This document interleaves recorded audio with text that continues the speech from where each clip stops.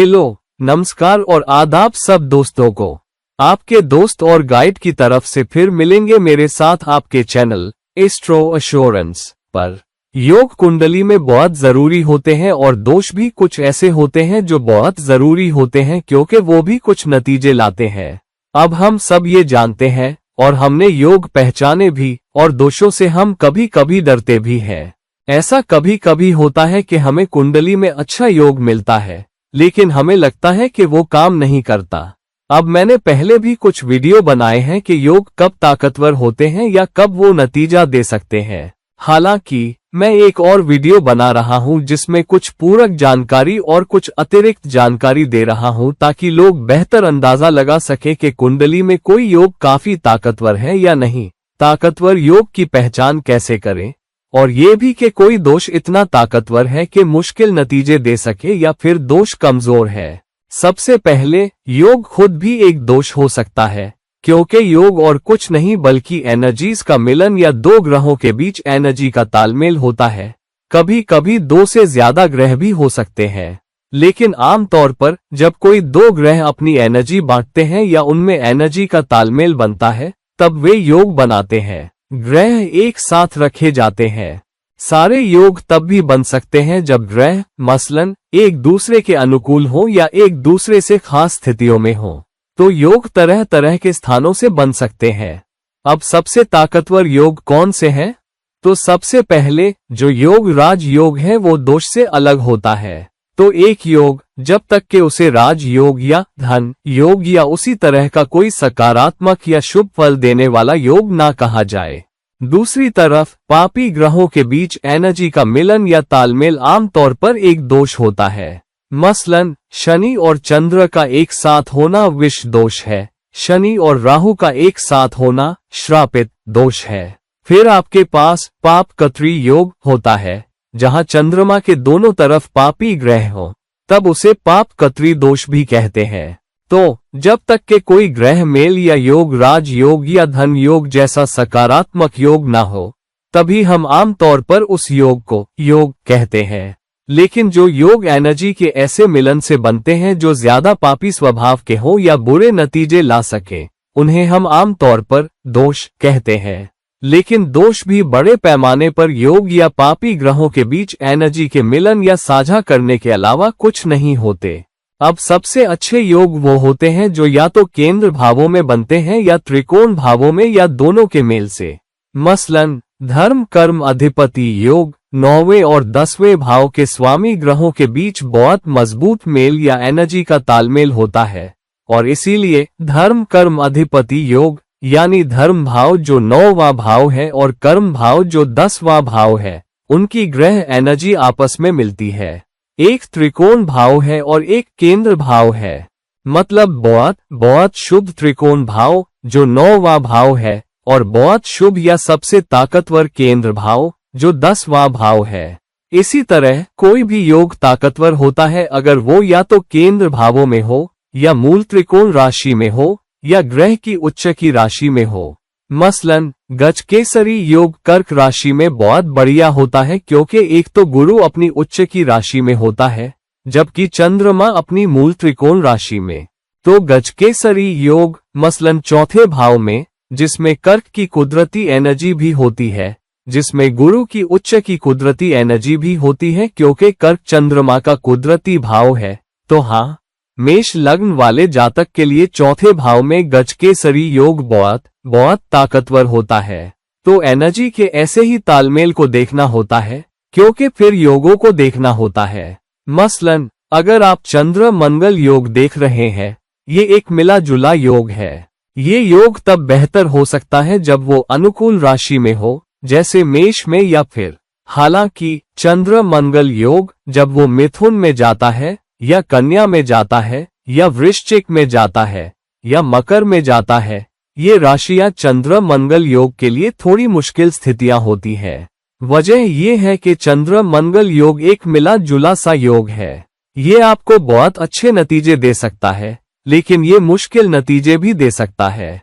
तो ऐसा योग जब मंगल और चंद्रमा दोनों के लिए ज्यादा अनुकूल राशियों में जाता है तो वो आपको ज्यादा सकारात्मक नतीजे देता है और कम मुश्किलें देता है। हालांकि ये योग जब लाभकारी राशियों में जाता है, चाहे मंगल के लिए या चंद्रमा के लिए या दोनों के लिए, जैसे कन्या में या मिथुन में या मसलन मकर में, जहां मंगल उच्च का होता है लेकिन चंद्रमा मुश्किल स्थिति में होता है, तो ये एक मुश्किल स्थिति हो सकती है उस योग के लिए। जैसे सुनफा योग, दुर्धुरा योग, अनफा योग, जहां चंद्रमा मुख्य प्राथमिक ग्रह होता है, जहां चंद्रमा के पहले या बाद में या दोनों तरफ ग्रह हो तो वो ये योग देते हैं।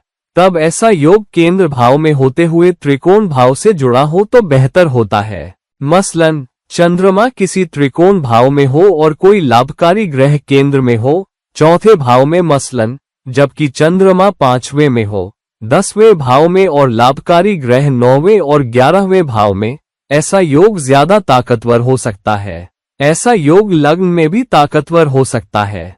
अगर मसलन चंद्रमा लग्न में जाता है और शुक्र 12वें भाव में मीन राशि में, जब चंद्रमा मेष में हो और बुध दूसरे भाव में वृषभ में या गुरु दूसरे भाव में वृषभ में, तो भी ये बड़े ब्रह्मांड को सामने लाना पड़ता है। तब हमेशा अच्छा होता है अगर ग्रह की डिग्री लग्न की डिग्री के करीब हो। अगर लग्न 17 डिग्री पर हो और मान लीजिए गुरु और चंद्रमा दोनों 17 डिग्री पर कर्क में चौथे भाव में हो, मेष लग्न वाले जातक के लिए, तब योग बहुत ताकतवर होता है, बजाय उसके जब मसलन लग्न मेष का हो 2 डिग्री पर, लेकिन गुरु और चंद्रमा अब भी कर्क राशि में हो लेकिन मसलन 27 या 28 डिग्री पर, तब योग कम ताकतवर होता है क्योंकि वो लग्न के करीब नहीं होता।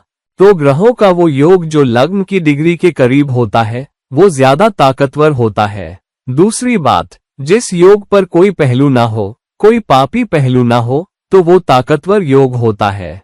मसलन अगर चंद्रमा और गुरु दोनों गजकेसरी योग में हो, लेकिन चंद्रमा पाप कत्री में हो, एक तरफ केतु और दूसरी तरफ शनि, तो वो योग गजकेसरी योग खराब हो जाता है। या फिर चंद्रमा और गुरु एक साथ हो, लेकिन उस गजकेसरी योग पर राहु और शनि दोनों का पहलू हो, तो फिर वो योग बड़े स्तर पर खराब हो जाता है। तो योग या तो केंद्र या त्रिकोण भाव में होना चाहिए, या तो उच्च राशि में या मूल त्रिकोण राशि में, या कम दर्जे में दूसरी राशि में या अनुकूल राशि में। तो बिल्कुल अगर कोई योग पापी राशि में जाता है तो भी उसे कुछ शुभ नतीजे देने ही चाहिए, लेकिन चुनौती ये है कि योग गजकेसरी योग से भी ज्यादा बुरा असर दिखा सकता है जब वो उस मुकाबले ज्यादा सकारात्मक या ताकतवर राशि में हो, दोनों ग्रहों के लिए जो आपस में मिल रहे हैं। गजकेसरी योग चंद्रमा और गुरु के एक दूसरे पर पहलू रखने से भी बन सकता है। हालांकि मसलन अगर चंद्रमा कर्क में हो लेकिन गुरु मकर में 10वें भाव में जाता है, मेष लग्न के लिए चंद्रमा कर्क में और सबसे अच्छी राशि गुरु अपनी नीच राशि मकर में जाता है, तो ये योग अब भी गजकेसरी योग है लेकिन एक ताकतवर है और गुरु कमजोर है, गुरु नीच राशि में होने के कारण। तो योग की बहुत सारी ताकत खत्म हो जाती है। असल में ये कुछ पापी मुश्किलें भी दे सकता है और कुछ शुभ मुश्किलें भी, लेकिन पापी मुश्किलें भी हो सकती है।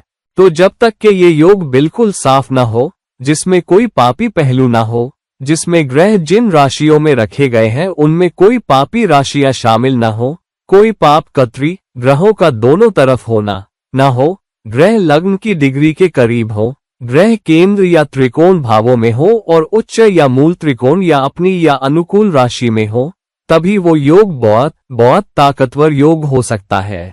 योगों की गुणवत्ता। दूसरी तरफ दोष, जब दोष उच्च भावों में या त्रिकोण भावों में हो तो वो बेहतर होते हैं, यानी वो कम पापी नतीजे देते हैं। लेकिन जब दोष केंद्र भावों में जाते हैं तो क्योंकि जातक के पास ज्यादा आजादी नहीं होती, जब केंद्र भाव जुड़े हो तो यहाँ दोष ज्यादा ताकतवर हो सकते हैं। दोष आपको ज्यादा मुश्किल नतीजे भी दे सकते हैं। तो दोष उच्च भावों में और फिर त्रिकोण भावों में सबसे अच्छे होते हैं। दोष जो दुष्टान भावों में जाते हैं वो बहुत बहुत मुश्किल हो सकते हैं, खासकर अगर वो अपने लिए पापी राशियों में जाते हैं। मसलन शनि और राहु के बीच श्रापित दोष 8वें भाव में जाता है और वो भी कर्क राशि में। मसलन धनु लग्न वाले जातक के लिए बहुत ही मुश्किल स्थिति हो सकती है, क्योंकि यहाँ शनि और चंद्रमा, शनि और राहु कर्क राशि में है, जिसका स्वामी चंद्रमा है और वो दुष्टान भाव में है। और कर्क राशि शनि और राहु दोनों के लिए शत्रु राशि है। तो 8वें भाव का कर्ज बहुत ही मुश्किल नतीजे ऐसी स्थिति के लिए मिल सकते हैं। या फिर शनि और चंद्रमा के बीच विष दोष वृश्चिक राशि में जाता है, मसलन 8वें भाव में या छठे भाव में भी बहुत ही मुश्किल स्थितियां हो सकती हैं जब दोष किसी ऐसी राशि में जाता है जो एक या दोनों ग्रहों के लिए शत्रु हो, तो इन्हें भी ध्यान में रखना होगा।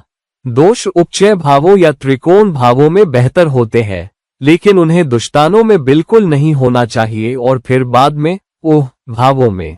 तो आप जानते हैं, बराबर नतीजे देने या ज्यादा मुश्किल नतीजे न पाने के लिए जो दोष फिर से लग्न की डिग्री के करीब होते हैं वो ज्यादा ताकतवर दोष होते हैं। अगर उनमें से कोई एक ग्रह या दोनों ग्रह लग्न की डिग्री के करीब हो तो वो ज्यादा सख्त दोष होते हैं। दोषों पर दूसरे पापी ग्रहों के पहलू दोष की पापी प्रवृत्तियों को बढ़ा देते हैं। दोष पर शुभ पहलू पापी प्रवृत्तियों को घटा देंगे। दोष पर पापी पहलू दोष की पापी प्रवृत्तियों, विशेषताओं या नतीजों को बढ़ा देंगे। ये बात ध्यान में रखनी चाहिए। ठीक जैसे किसी सकारात्मक योग पर, जैसे गजकेसरी योग पर, अगर उस पर किसी दूसरे शुभ का पहलू हो, मसलन गजकेसरी योग पर गुरु और चंद्रमा के बीच शुक्र का पहलू गजकेसरी योग की शुभता को बढ़ा देता है, तो शुभ पहलू सकारात्मक योगों पर अच्छे होते हैं। दोषों पर शुभ पहलू निश्चित रूप से एक बड़ी चुनौती होती है। तो ये कुछ नियम है दोस्तों, ये देखने के लिए कि कोई योग ताकतवर है या नहीं, कोई दोष ताकतवर है या नहीं। और हमेशा बेहतर होता है अगर हम अपने योगों और दोषों में गहराई से उतरें और देखें कि वे कैसे प्रकट हो रहे हैं, कैसे नतीजे दे रहे हैं। योग या दोष की ताकत क्या है, ताकि हम खुद को तैयार कर सकें जब दशा हम पर आए या जब गोचर हम पर आए। क्योंकि दशा काल, अंतरदशा काल और ग्रहों के गोचर काल जो उस योग या दोष में शामिल हो, वे निश्चित रूप से उस योग या दोष से जुड़े कुछ नतीजे लाएंगे। तो योग या दोष को समझने में सावधानी बरतनी चाहिए और तैयार रहना चाहिए। तो दोस्तों, ये मेरा विश्लेषण है कि किसी योग या दोष की ताकत को कैसे पहचानें और दशा या अंतरदशा या ग्रह के गोचर के समय बेहतर तैयारी कैसे करें, और ये कैसे अंदाजा लगाएं कि कोई दोष या योग आपको ज्यादा शुभ नतीजे देगा या पापी नतीजे। तो अब कृपया अपनी कुंडलियां देखें, अपने भावों को समझें, अपने योगों और दोषों को समझें और दशा, अंतरदशा या जो गोचर आप पर है उसके हिसाब से खुद को तैयार करें। तो अगर आपको ये वीडियो पसंद आया हो तो इस वीडियो को शेयर करें, और अगर आप मुझसे कोई निजी सलाह लेना चाहते हैं तो कृपया मुझसे नीचे दिए गए लिंक पर संपर्क करें। किसी और वक्त तक ये कोई और वीडियो होगा। ये आपके दोस्त और गाइड इरफान साइन कर रहे हैं। नमस्कार।